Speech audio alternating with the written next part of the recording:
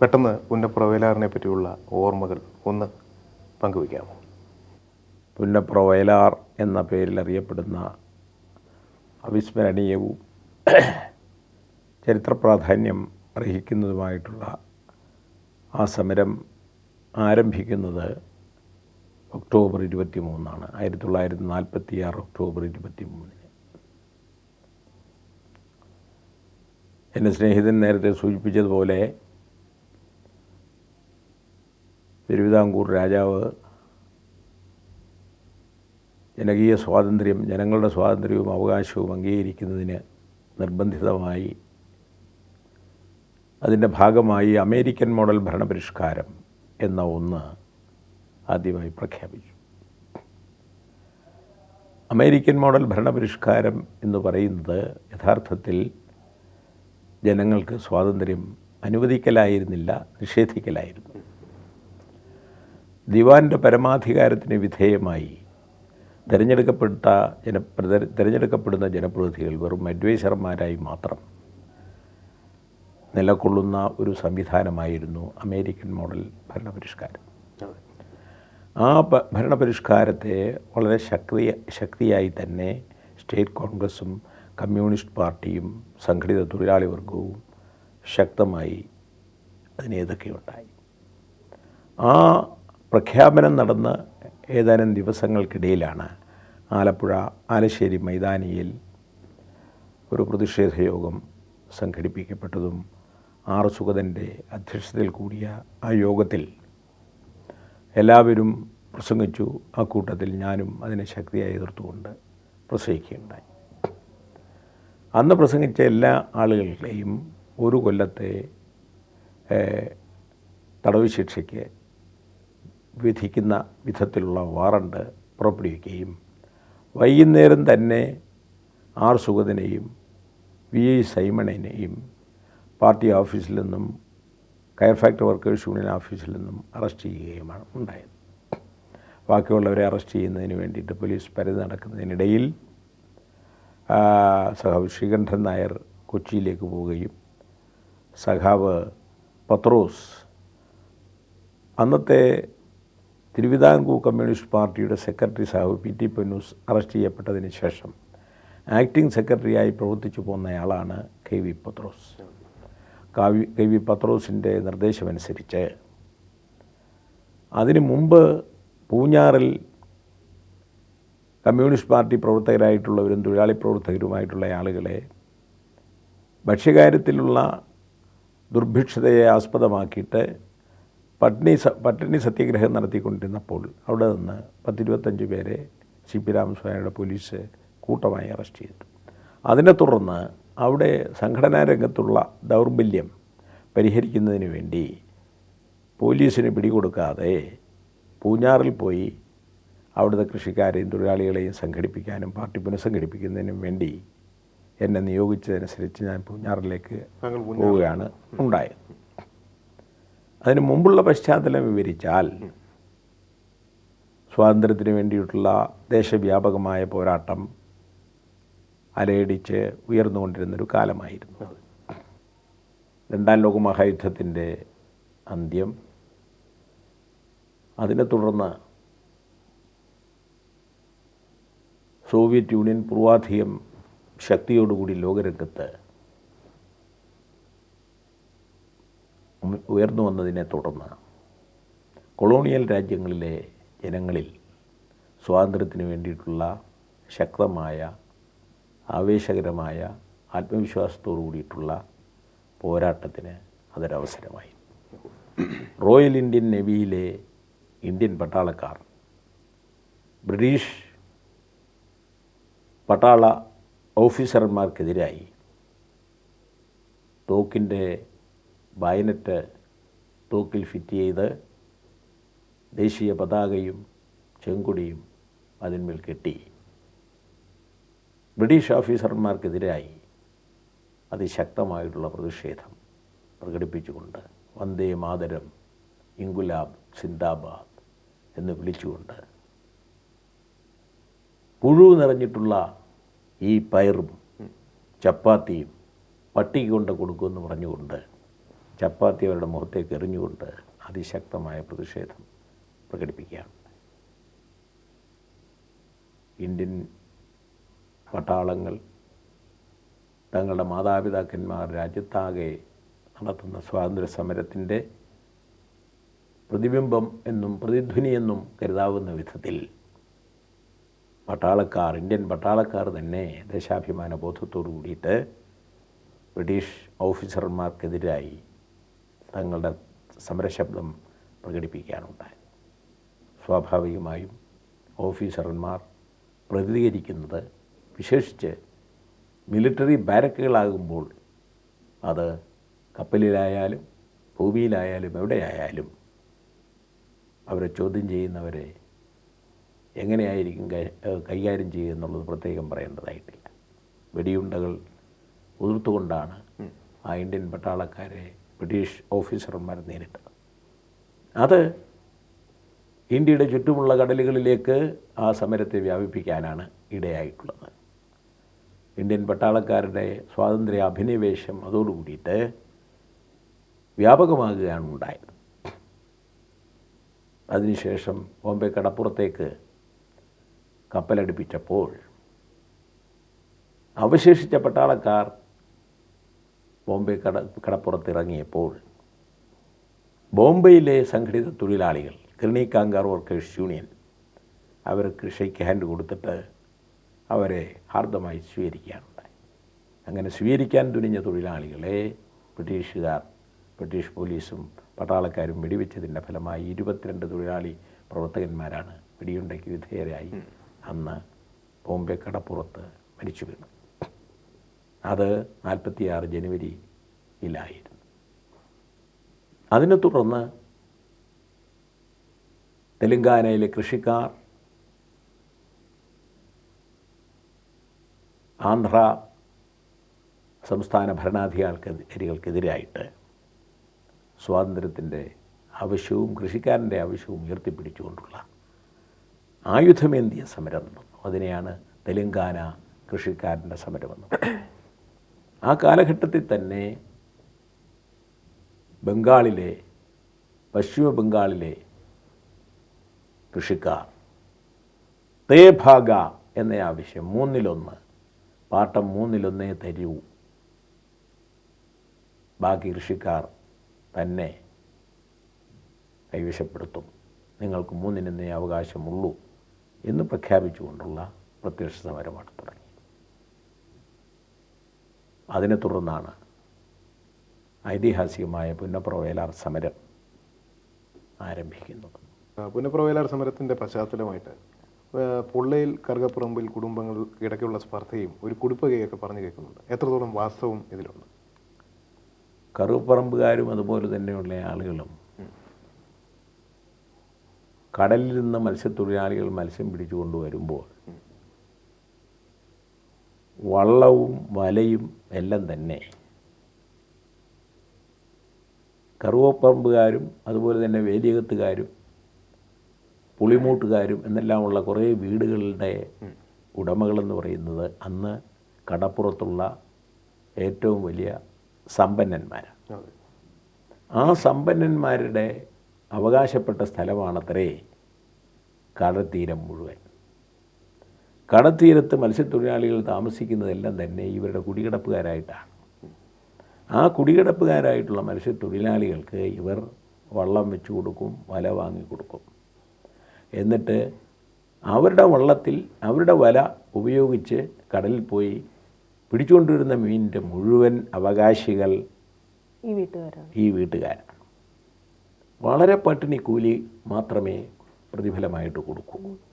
ഒരു പങ്കുവെക്കുന്നത് വലപ്പങ്ക്, വള്ളപ്പങ്ക്, പള്ളിപ്പങ്ക്, മൂപ്പൻ പങ്ക്, അതുപോലെ തന്നെ കറുകപ്പറമ്പുകാരുടെ പങ്ക്, മാമൂട്ടുകാരുടെ പങ്ക്, വേലിയത്തുകാരുടെ പങ്ക് എന്നിങ്ങനെയുള്ള കുടുംബത്തിൻ്റെ പങ്കുമൊക്കെ ആയിട്ട് ഇതെല്ലാം ഓഹരി വെച്ചതിനെടുത്തതിന് ശേഷമുള്ള തുച്ഛമായിട്ടുള്ള ഓഹരിയാണ് കൊടുക്കുക. പോയി തിരമാലകളെ വെല്ലുവിളിച്ചുകൊണ്ട് ജീവനെ പോലും പണയപ്പെടുത്തി പണിയെടുത്തുകൊണ്ട് മത്സ്യം പിടിച്ചുകൊണ്ട് വരുന്ന തൊഴിലാളിക്ക് പ്രതിഫലമായി കിട്ടിക്കൊണ്ട് ആ തൊഴിലാളികളെ ഞങ്ങൾ കമ്മ്യൂണിസ്റ്റുകാർ അന്ന് സംഘടിപ്പിക്കുകയും ഈ മത്സ്യത്തിൻ്റെ മുഴുവൻ അവകാശികളായിട്ടുള്ള മത്സ്യത്തൊഴിലാളികളെ ഈ തരത്തിൽ കൊള്ളയടിക്കുകയാണ് ചെയ്യുന്നതെന്നും അതുകൊണ്ട് വള്ളപ്പങ്ക് കുറയ്ക്കണം, വലപ്പങ്ക് കുറയ്ക്കണം, മൂപ്പന്മാരുടെ പങ്ക് കുറയ്ക്കണം, ഉടമകളുടെ പങ്ക് കുറയ്ക്കണം, തൊഴിലാളികളുടെ പങ്ക് വർദ്ധിപ്പിക്കണം എന്ന ആവശ്യം ആദ്യമായി സംഘടിപ്പിച്ച മത്സ്യത്തൊഴിലാളികളുടെ പ്രസ്ഥാനം ആവശ്യപ്പെടാൻ തുടങ്ങി. ശ്രീ കെ എസ് ബെൻ ആയിരുന്നു എൻ്റെ? അല്ലല്ല, സൈമൺ ആശാനായിരുന്നു. സൈമൺ ആശാൻ്റെ കൂടെ ഞങ്ങളും എല്ലാം തന്നെ പോവുകയും അവരെ സംഘടിപ്പിക്കുകയും എല്ലാം തന്നെ ചെന്നു. കെ എസ് ബെൻ അന്ന് അവിടെ ഒരു കയർ ഫാക്ടറി നടത്തിക്കൊണ്ടുവന്നിരുന്ന ഒരു ചെറുകിട മുതലാളിയായിരുന്നു. ഈ സമരവുമായിട്ടൊന്നും അയാൾക്ക് യാതൊരു പങ്കുമില്ല. പുന്നപ്ര സമരത്തിന് ശേഷം ഇതിൽ നേതൃത്വം കൊടുത്തവരും ഈ സമരത്തിൽ നേരിട്ട് ഏറ്റുമുട്ടവരുമായിട്ടുള്ള ആളുകളെ എല്ലാം തന്നെ പിടുത്തം തുടങ്ങി കഴിഞ്ഞപ്പോഴേക്ക് ചിലപ്പോൾ സൈമൺ ആശാൻ മത്സ്യത്തൊഴിലാളികളെ കാണാൻ വേണ്ടി പോകുന്ന അവസരത്തിൽ സ്നേഹിതനെന്നുള്ള നിലയിൽ ഈ കെ എസ് ബെന്നിൻ്റെ വീട്ടിലും പോകും എന്നുള്ളത് മനസ്സിലാക്കിക്കൊണ്ട് സൈമൺ ആശാൻ വരുന്ന വീടാണല്ലോ എൻ്റെ വീട് എന്ന് വിചാരിച്ചിട്ട് അയാൾ ഇതിനെ തുറന്ന് ഒളിവിൽ പോയതാണ്. അയാൾക്ക് അതേ ഉള്ളൂ അതിനകത്തുള്ള പങ്ക്. അങ്ങനെ മത്സ്യത്തൊഴിലാളികൾ സംഘടിതമായി വരുന്നു എന്ന് കണ്ടതോടുകൂടിയിട്ട് മത്സ്യത്തൊഴിലാളികളെ കേസിൽ കൊടുക്കാൻ വേണ്ടിയിട്ട് ഈ കറുകപ്പറമ്പുകാർ അവരുടെ ഷെഡിലുണ്ടായിരുന്ന സാധനങ്ങളെല്ലാം തന്നെ എടുത്ത് സുരക്ഷിതമായ സ്ഥലത്ത് ഒതുക്കിയതിന് ശേഷം ഷെഡിൽ തീ വെച്ചു. എന്നിട്ട് മത്സ്യത്തൊഴിലാളികൾ എൻ്റെ കുടുംബ ഷെഡിന് തീ വെച്ചു എന്ന് പറഞ്ഞുകൊണ്ട് കള്ളക്കേസുണ്ടാക്കി പോലീസുമായിട്ട് ബന്ധം സ്ഥാപിച്ചുകൊണ്ട് തൊഴിലാളികളെ ആക്രമിക്കുന്നതിന് വേണ്ടിയിട്ടുള്ള ശ്രമമാണ് അന്ന് ഈ കറുകപ്പറമ്പുകാരായിട്ടുള്ള ആളുകൾ നടത്തിയത്. അതിനകം തന്നെ ഞാൻ നേരത്തെ പറഞ്ഞ പോലെ എന്നോട് ചോദിച്ചതുപോലെ അമേരിക്കൻ മോഡൽ ഭരണപരിഷ്കാരത്തിൻ്റെ പ്രഖ്യാപനം വരികയും അതിനെതിരായിട്ടുള്ള പ്രക്ഷോഭണത്തിന് കമ്മ്യൂണിസ്റ്റ് പാർട്ടിയുടെ നേതൃത്വത്തിൽ സംഘടിത തൊഴിലാളി പ്രസ്ഥാനം, കയർ ഫാക്ടറി തൊഴിലാളികൾ, ഓയിൽ മിൽ തൊഴിലാളികൾ, പണ്ടകശാല തൊഴിലാളികൾ, ഹോട്ടൽ തൊഴിലാളികൾ, മത്സ്യത്തൊഴിലാളികൾ, തെങ്ങേറ്റ തൊഴിലാളികൾ, കർഷക തൊഴിലാളികൾ എന്നിങ്ങനെയുള്ള നാനാവിഭാഗം തൊഴിലാളികളെയും സംഘടിപ്പിച്ച് അണിനിരത്തിയതിൻ്റെ ഫലമായിട്ട് അവരെല്ലാം തന്നെ ഈ സ്വാതന്ത്ര്യ സമര സന്ദേശങ്ങൾ ഏറ്റെടുത്തുകൊണ്ട് വിപുലമായ നിലയിൽ പ്രക്ഷോഭണത്തിന് ഒരു കൂട്ടുകയാണ് ചെയ്യുന്നത്. അങ്ങനെ തിരുവിതാംകൂറിൽ വ്യാവസായിക കേന്ദ്രമായ ആലപ്പുഴയിൽ തൻ്റെ നേതൃത്വത്തിൽ പ്രഖ്യാപിച്ചിട്ടുള്ള അമേരിക്കൻ മോഡൽ ഭരണപരിഷ്കാരത്തെ കോൺഗ്രസിനെ പോലെ തന്നെ കമ്മ്യൂണിസ്റ്റുകാരും തൊഴിലാളികളും എതിർക്കുകയാണ് എന്ന് വന്നതോടുകൂടി അമ്പലപ്പുഴ ചേർത്തല താലൂക്കുകൾ വിശേഷിച്ച് വ്യവസായ കേന്ദ്രമെന്നുള്ള അടിസ്ഥാനത്തിൽ ആ മേഖലയെ തച്ചൊതുക്കുന്നതിന് വേണ്ടിയിട്ട് അന്ന് കൊല്ലത്തിൻ്റെ ഭാഗമായിരുന്നു ആലപ്പുഴയും ചേർത്തലയും എല്ലാം തന്നെ. കൊല്ലം ജില്ലയായിരുന്നു. ജില്ലാ സൂപ്രണ്ടായിട്ടുള്ള വൈദ്യനാഥ് അയ്യരെ ആലപ്പുഴയിലേക്ക് നിയോഗിക്കുകയും അമ്പലപ്പുഴ ചേർത്തല താലൂക്കുകളിൽ പോലീസിൻ്റെ നിരവധി ക്യാമ്പുകൾ സ്ഥാപിക്കുകയും ചെയ്തു. ആ പോലീസിൻ്റെ ക്യാമ്പുകളിൽ നിന്ന് ഒരു സെറ്റ് പോലീസുകാർ തൊഴിലാളി പ്രവർത്തകരുടെ വീടുകളിലെല്ലാം തന്നെ ചെല്ലും. തൊഴിലാളി പ്രവർത്തകരുടെ വീടുകളിൽ ചെന്നിട്ട് ദിവാൻ ഭരണം സിന്ദാബാദ്, അമേരിക്കൻ മോഡൽ ഭരണപരിഷ്കാരം സിന്ദാബാദ് എന്ന് വിളിക്കടാന്ന് ആവശ്യപ്പെടും. നിർബന്ധപൂർവ്വം ആവശ്യപ്പെടും.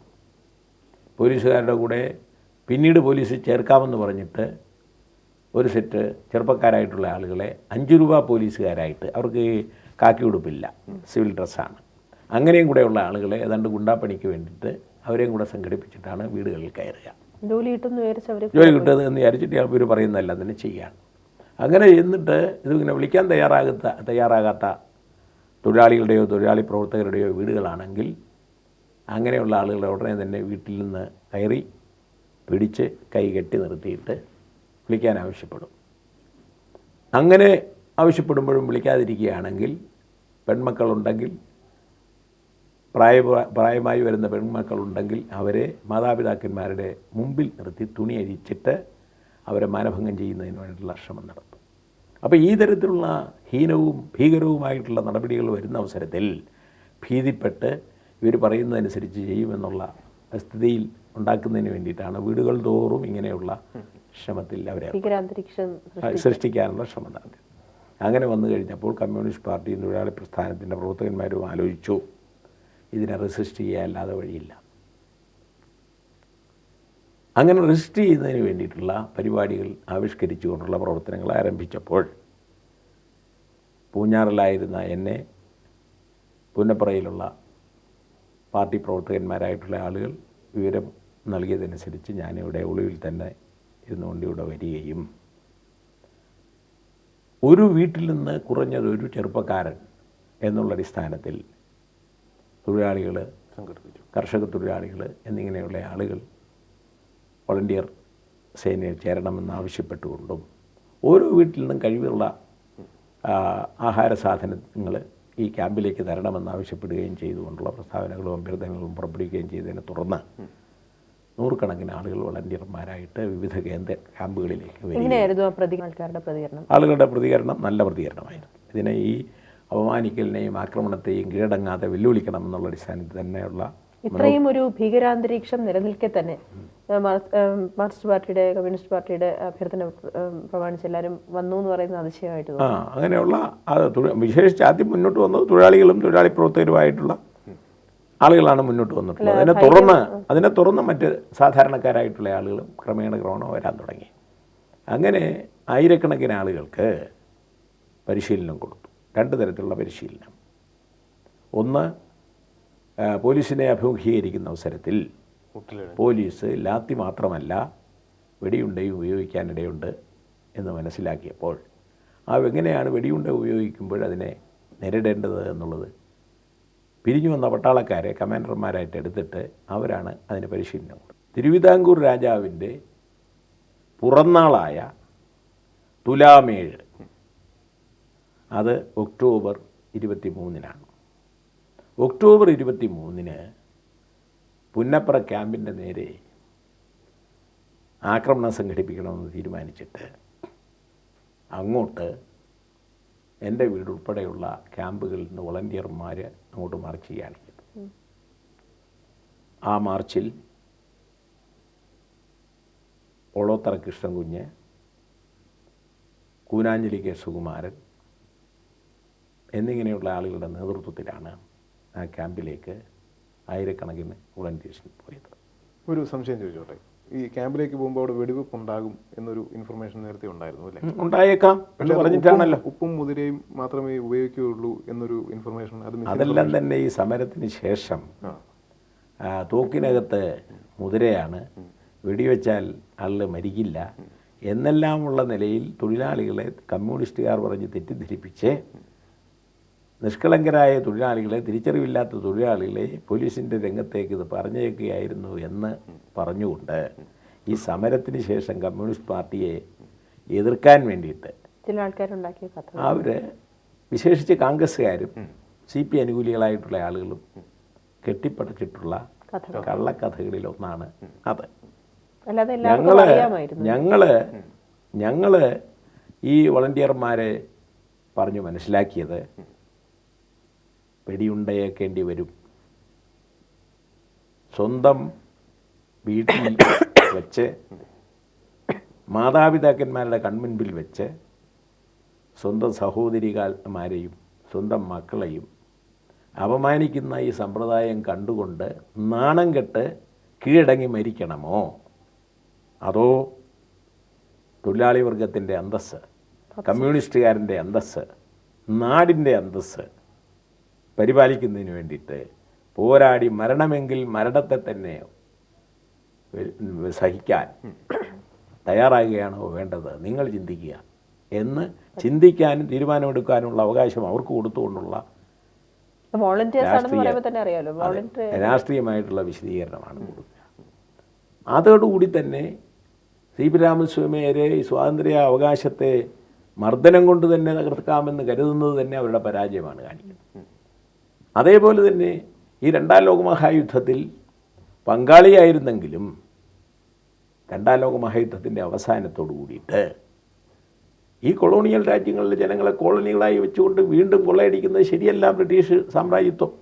അതിനെതിരായിട്ട് സ്വാതന്ത്ര്യത്തിന് വേണ്ടിയുള്ള ജനങ്ങൾ അവകാശം ഉന്നയിക്കുന്ന അവസരത്തിൽ അത് അംഗീകരിക്കുകയാണ് അവർ വേണ്ടത്. അവരംഗീകരിച്ചില്ലെങ്കിൽ സമരം വഴി അത് നേടിയെടുക്കുകയാണ് വേണ്ടത്. അതിന് ഇന്ത്യയിലാകെയുള്ള ജനങ്ങൾ സ്വാതന്ത്ര്യത്തിന് വേണ്ടി പോരാടുമ്പോൾ കേരളത്തിലെയും തിരുവിതാംകൂറിലെയും ജനങ്ങൾ മാറി നിൽക്കുകയാണോ വേണ്ടത്, അതോ ആ സമരത്തെ ശക്തിപ്പെടുത്തുകയാണോ വേണ്ടത് എന്ന് അന്തർദേശീയമായും ദേശീയമായും കേരളത്തിലും നടക്കുന്ന പ്രക്ഷോഭങ്ങളുടെ അനുഭവങ്ങളും കാര്യങ്ങളും അവർക്ക് പറഞ്ഞ് മനസ്സിലാക്കി കൊടുക്കുകയും ചെയ്യാം. അങ്ങനെ തികഞ്ഞ ആത്മവിശ്വാസത്തോടുകൂടി സ്വാതന്ത്ര്യത്തിന് വേണ്ടി പോരാടേണ്ടത് നിങ്ങളുടെ കടമയാണ് എന്നുള്ള വിശ്വാസത്തോടു കൂടിയിട്ടാണ് സമരക്കളത്തിലേക്ക് വളണ്ടിയർമാർ പോയിട്ടുള്ളതും. പോലീസിനോട് അടുക്കുന്നു എന്ന് വന്നു കഴിഞ്ഞപ്പോൾ ഫയർ എന്ന് അവിടുന്ന് സബ് ഇൻസ്പെക്ടർ വേലായുധൻ നാടാരുടെ കൂടെയുള്ള പോലീസുകാരെ വിളിച്ചു പറഞ്ഞപ്പോൾ ഉടനെ എല്ലാവരും ഒറ്റയാളിനെ പോലെ അവിടെ കിടന്നു. ഒരു കമാൻഡറുടെ ആജ്ഞ പോലെ തന്നെ എല്ലാവരും നൊടിയിടയിൽ അലകുവാരിയും ഇവിടെ സമീപം ഇങ്ങനെ സൈഡിൽ ഇട്ടുകൊണ്ട് എല്ലാവരും കിടന്നു. എന്നിട്ട് ഇഴഞ്ഞ് നീങ്ങുകയാണത്. ആദ്യം മുന്നോട്ട് വന്ന വേലായുധൻ നായരുടെ അടുത്തേക്കെത്തിയ ശങ്കരൻ എന്ന തെങ്ങുകയറ്റ തൊഴിലാളി അയാളുടെ കയ്യിലുണ്ടായിരുന്ന വാക്കത്തി ഉപയോഗിച്ചിട്ട് വേലായുധൻ നായരുടെ തല വെട്ടിയെറിയുകയാണ് ചെയ്തത്. അതിനെ തുടർന്ന് കൂടെ ഉണ്ടായിരുന്ന മറ്റ് വളണ്ടിയർമാർ ഒരു 10-12ഓളം പോലീസുകാരെ ആക്രമിച്ച് വകവരുത്തി. അതിനിടയിൽ ഓടി അപ്ലോൻ അറോജിൻ്റെ വീട്ടിൽ കയറിയിട്ട് ജനലിൻ്റെ ഇടയിൽ കൂടെ തോക്ക് വെച്ചുകൊണ്ട് പോലീസുകാർ നിരവധി വെടിയുണ്ട ഈ വളണ്ടിയർമാർക്ക് നേരെ വെച്ചതിനെ തുടർന്ന് ജനക്കൂട്ടം പലതരത്തിലേക്ക് പിന്മാറുകയാണ്.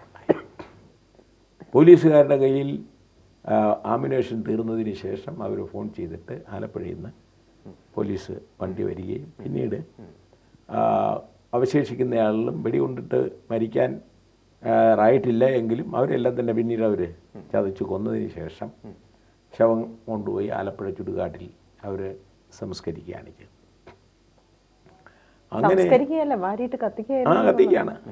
കത്തിക്കുന്നതിൻ്റെ പേരാണല്ലോ സംസ്കരണം. ഞാൻ പറഞ്ഞതേ ഉള്ളൂ. സാറിൻ്റെ കുടുംബത്തെ പറ്റിയൊന്നും അധികം അങ്ങനെ പറഞ്ഞു കേൾക്കാറില്ല. ഇത്രയും തിരക്കുള്ളൊരു രാഷ്ട്രീയ നേതാവാകുമ്പോൾ കുടുംബത്തെ എങ്ങനെയാണ് കുടുംബത്തിനോടൊപ്പം സമയം ചിലവഴിക്കാൻ കഴിയുന്നത്? കുടുംബത്തോടൊപ്പം കൂടുതൽ സമയമൊന്നും തന്നെ ചിലവഴിക്കാൻ കഴിയാറില്ല.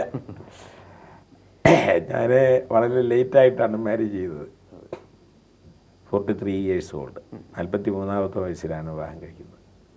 ആദ്യമെല്ലാം ഞങ്ങളെല്ലാം തന്നെ ഈ സുഗത സാറിനെ പോലെ സി കണ്ണനെ പോലെ വിവാഹം കഴിക്കാതെ തന്നെ ഇതുപോലുള്ള പ്രവർത്തനങ്ങളിൽ ഏർപ്പെടണം എന്നുള്ള അടിസ്ഥാനത്തിൽ തന്നെയാണ് കഴിഞ്ഞു പോകുന്നത്. എന്നാൽ രോഗബാധിതനായി കിടപ്പിലായ ആർ സുഗതൻ, ഞങ്ങളുടെ എല്ലാം തന്നെ സുഗതൻ സാർ പാർട്ടി ഓഫീസിൽ സുഖമില്ലാതെ കിടക്കുന്ന അവസരത്തിൽ അദ്ദേഹത്തെ ശുശ്രൂഷിക്കാൻ 1-2 സഹാക്കളെയാണ് ഏർപ്പാട് ചെയ്തിരുന്നത്.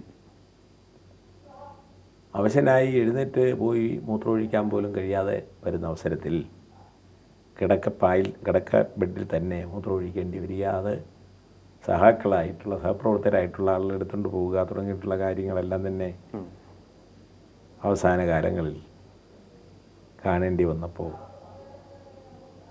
പിന്നീട് ഞാൻ വിചാരിച്ചു ഏതായാലും കല്യാണം കഴിക്കുക തന്നെ. അങ്ങനെയാണ് ഞാൻ വിവാഹിതനാകുന്നത്. വിവാഹിതനാകുന്നത് പിന്നെ ഒരു നേരത്തെ തന്നെ പ്രസ്ഥാനവുമായിട്ട് ബന്ധമുണ്ടായിരുന്ന ഒരു പെൺകുട്ടിയാണ്. അവർ ഈ ഹൈദരാബാദിൽ നിന്ന് നഴ്സിംഗ് ക്വാളിഫിക്കേഷൻ നേടി അങ്ങനെ ഒരു ജോലിക്ക് വേണ്ടിയിട്ടുള്ള ശ്രമം നടത്തുന്നതിനിടയിൽ ആലപ്പുഴയിലെ ഡിസ്ട്രിക്റ്റ് ആശുപത്രിയിലേക്ക് നമ്മളൊരു ജോലി ആകുകയും അതിനെ തുടർന്ന് ഞങ്ങൾ ആലോചിച്ചിട്ട് വിവാഹിതയാകുകയാണ് ചെയ്തത്. അപ്പോൾ ഒരു ചെറിയ വരുമാനം നേഴ്സിന് എന്നുള്ള നിലയിലുള്ളത് കൊണ്ട് എനിക്ക് ഈ പാർട്ടിയുടെ പ്രവർത്തനത്തിൻ്റെ ഫലമായി കാര്യമായിട്ടുള്ള നിലയിലുള്ള വരുമാനം വല്ലപ്പോഴും 2-4 മാസത്തിനിടയിൽ ചെറിയ തുകകൾ അങ്ങനെ കിട്ടുക എന്നുള്ള നിലയിലുള്ളത് മാത്രമായിട്ട് മിക്കവാറും ഞാൻ കല്യാണം കഴിക്കുന്നതിന് മുമ്പ് അങ്ങനെയൊന്നും പ്രത്യേകമായിട്ട് അലവൻസ് ആയിട്ടൊന്നും എടുത്തിരുന്നില്ല. ഭക്ഷണം കഴിക്കുക തുടങ്ങിയിട്ടുള്ളത് മാത്രമേ ചെയ്യുന്നുണ്ടായിരുന്നു. അത് കഴിഞ്ഞേക്കും ഒരു അലവൻസൊക്കെ വെച്ചു. അലവൻസൊക്കെ തന്നെ അതൊന്നും കാര്യമായിട്ടുള്ള നിലയില്ലെങ്കിൽ ഒരു ചെറിയ വരുമാനം എന്നുള്ള തരത്തിൽ മുഖ്യമായിട്ടും വൈഫിൻ്റെ മാസം ഉള്ള വരുമാനം കൊണ്ടാണ് കഴിഞ്ഞു പോകുന്നത്. വിവാഹം കഴിഞ്ഞതിന് ശേഷം ഒരു വാടക വീടെടുത്തിട്ട് ആലപ്പുഴ പട്ടണത്തിൽ തന്നെ താമസിച്ചിരുന്നു.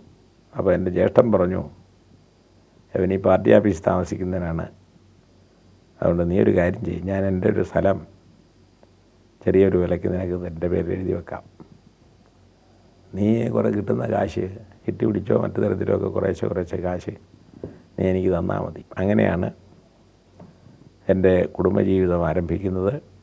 2 കുട്ടികളുണ്ട്. ഒരാൾ പിന്നെ വിദ്യാഭ്യാസത്തിന് ശേഷം ഇപ്പോൾ ഒരു ജോലിയിലാണ്. പെൺകുട്ടി വിദ്യാഭ്യാസത്തിന് ശേഷം PhD ഈ ജോണ്ടീസിനുള്ള ഒരു മരുന്ന് പ്ലാന്റിൽ നിന്ന് റിസർച്ച് ചെയ്ത് കണ്ടുപിടിക്കുന്നതിൽ സാമർഥ്യം കാണിച്ചതിൻ്റെ ഫലമായിട്ട് ഇന്ത്യയിൽ ആദ്യമായിട്ട് ഈ പ്ലാന്റിൽ നിന്ന് ജോണ്ടീസിനുള്ള മരുന്ന് കണ്ടുപിടിച്ച നിലയിൽ PhD കിട്ടി. ഇപ്പോൾ ഒരു റിസർച്ച് കേന്ദ്രത്തിൽ, രാജീവ് ഗാന്ധി റിസർച്ച് കേന്ദ്രത്തിൽ അവർ ജോലിക്കെടുത്തു. അവിടെയും പിന്നെ ആശ, VV ആശ, അമ്മയുടെ പേരാണ് ചേർത്തിട്ട് ഇനിഷ്യലി. പിന്നെ വസുമതി എന്നാണ് വൈഫിൻ്റെ പേര്. അങ്ങനെ അവളവിടെ ജോലി കഴിയുന്നു. 2 കുട്ടികളുണ്ട്, 2 പേരക്കുട്ടികളുണ്ട്. അങ്ങനെ ഇവിടെ തിരുവനന്തപുരത്തൊരു വാടക വീട്ടിലാണ് ഞാൻ ഇപ്പോൾ താമസിച്ചുകൊണ്ടിരിക്കുന്നത്. എൻ്റെ സ്വന്തം ഈ ഔദ്യോഗിക ജീവിതത്തിനിടയ്ക്ക് എപ്പോഴും ഒരു സിനിമ കാണാനോ അല്ലെങ്കിൽ പുസ്തകം വായിക്കാനോ ഒക്കെ സമയം? പുസ്തകം ഞാൻ ഒരുപാട് മുമ്പ് വായിച്ചിട്ടുണ്ട്. പുസ്തകം വായനയാണ് എൻ്റെ ഒരു ഹോബി. പിന്നെ വീട്ടിൽ ചിലപ്പോൾ ഈ പരിപാടി കേരളത്തിൻ്റെ മറ്റു ഭാഗത്തും ഡൽഹിയിലും ഉള്ള കമ്മിറ്റിയൊക്കെ കൂടെ ഉള്ളതുകൊണ്ട് ആഴ്ചയിൽ 2 ദിവസവും മാസത്തിൽ 6-7 ദിവസമൊക്കെ ആയിട്ടാണ് വീടുകളിൽ ഉണ്ടാകുക. ഞാൻ മിക്കവാറും എല്ലാ ദിവസവും ഒരു 5 മണി 5:30 എഴുന്നേൽക്കുകയാണ്. അപ്പോൾ ഒരു 5-6 മണിക്കൂറെങ്കിലും ഉറങ്ങണമെന്നുള്ള നിലയിലുള്ളത് ഡോക്ടറുടെ ഒരു നിർബന്ധമാണ്. അപ്പോൾ ഡോക്ടറുടെ നിർബന്ധം എന്ന് പറയുന്നത് ഞാൻ മിക്കവാറും അതിന് കീഴടങ്ങാറാണ് പതിവ്. കാരണം എന്താണെന്ന് വെച്ചാൽ ഈ അസുഖം കൂടുതൽ വർദ്ധിക്കാതിരിക്കാൻ ഞാനിങ്ങനെ കർഷക തൊഴിലാളികളെ സംഘടിപ്പിക്കാൻ വേണ്ടിയിട്ട് 1943 കുട്ടനാട്ടിലേക്ക് പോകുമ്പോഴാണ് സ്മോക്കിംഗ് ആദ്യം തുടങ്ങുന്നത്. ഈ ഹരിജനങ്ങളും പാവപ്പെട്ടവരുമായിട്ടുള്ള ആളുകളുടെ കൂടെ ഇങ്ങനെ കഴിയുകയും അവരുടെ അടുക്കൽ പ്രവർത്തിക്കാനൊക്കെ പോകുമ്പോൾ അവർ കാപ്പിയും ചോറും ഒക്കെ തരുമ്പോൾ അതെല്ലാം ഇങ്ങനെ കഴിക്കാതെ നടക്കുന്ന ഈ പ്രവർത്തകർ നടത്തിക്കൊണ്ടിരുന്നത് വ്യത്യസ്തമായിട്ട് ഞാൻ അവരുടെ കൂടെ കൂടുകയും അവർ തരുന്ന ഭക്ഷണം കഴിക്കുകയും അവരുടെ കൂടെ തന്നെ കഴിയുകയും വൈകുന്നേരവും രാത്രിയും പകലും എല്ലാം തന്നെ അവരുടെ ജോലിയൊക്കെ കഴിഞ്ഞിട്ട് അവരോട് പിന്നെ തൊഴിലാളി സംഘടനകളുടെ ആവശ്യകത, തൊഴിലാളികൾ സംഘടിക്കേണ്ട കാര്യങ്ങളൊക്കെ ഇങ്ങനെ പറഞ്ഞ് മനസ്സിലാക്കാൻ വേണ്ടി അവരുടെ പിന്നെ ക്യാമ്പുകളിലും താമസ സ്ഥലത്തും എല്ലാം തന്നെ പോയി അതിനിടയിലാണ് ആ തരത്തിലുള്ള ഭക്ഷണത്തിൻ്റെയൊക്കെ രീതിയിൽ സാധാരണ ഇതിൽ നിന്ന് വ്യത്യസ്തമായ ഭക്ഷണം കഴിക്കാൻ തുടങ്ങിയതിനെ തുടർന്നാണ് ബീഡിയും സിഗരറ്റും വലിക്കാൻ ഉള്ള ഒരു ആങ്സൈറ്റി എനിക്ക് ഉണ്ടാകുന്നത്. അത് പിന്നീട് ഏതാണ്ട് ഒരു 59-58 വരെ ആയപ്പോഴേക്കും ഞാനൊരു ചെയിൻ സ്മോക്കറായി. ഒന്ന് കഴിച്ചു കഴിഞ്ഞാൽ പിന്നെ അടുത്ത് തന്നെ കൈയോടെ തന്നെ മറ്റൊന്ന് വലിക്കുക എന്നുള്ള തരത്തിലേക്ക് അതോടെ ഒരു ചുമയും ആസ്മയും ഒക്കെ പിടിപെട്ടു. അപ്പോൾ ഡോക്ടർ എന്നെ ഉപദേശിച്ചു സ്മോക്കിങ് നിർത്തണം. ഞാൻ പറയും നിർത്താമെന്ന് പറഞ്ഞു. അങ്ങനെ സ്മോക്കിങ് നിർത്തി. സ്മോക്കിങ് നിർത്തിയതിന് ശേഷം ഡോക്ടർ പറഞ്ഞു ഈ ചായ കുടി നിർത്തുന്നത് നല്ലതാണ്.